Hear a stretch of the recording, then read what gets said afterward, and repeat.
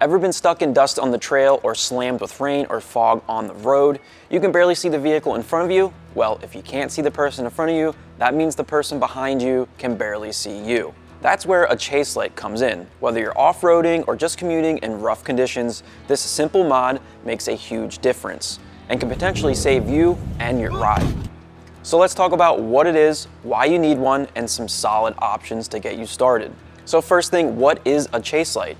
A chase light is a rear-facing LED light that's built to keep you visible in low visibility situations.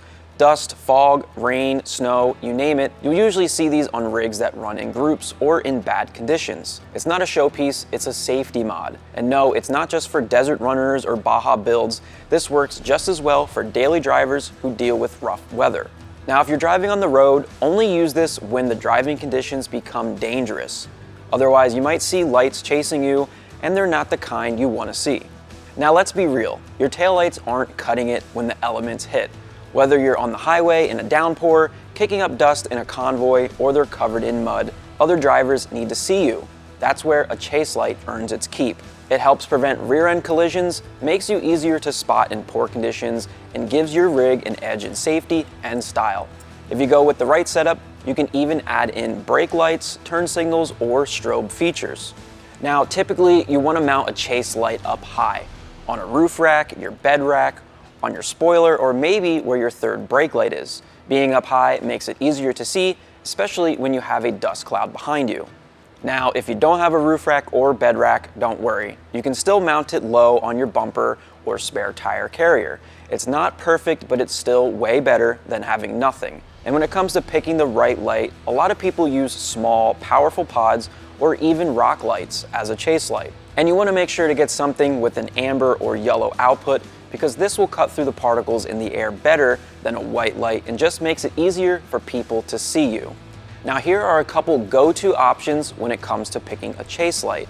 The Baja Designs S1 or S2, Baja Designs rock lights, which are super compact with a punch, Diode Dynamics SSC1 or SSC2, which feature backlighting options which can be used for things such as running lights, and my personal favorite, the Diode Dynamics rock light. These have a dual power output, which can be wired separately. So the high output could be used as a chase light, and the low output for something like a camp light. One light, two uses.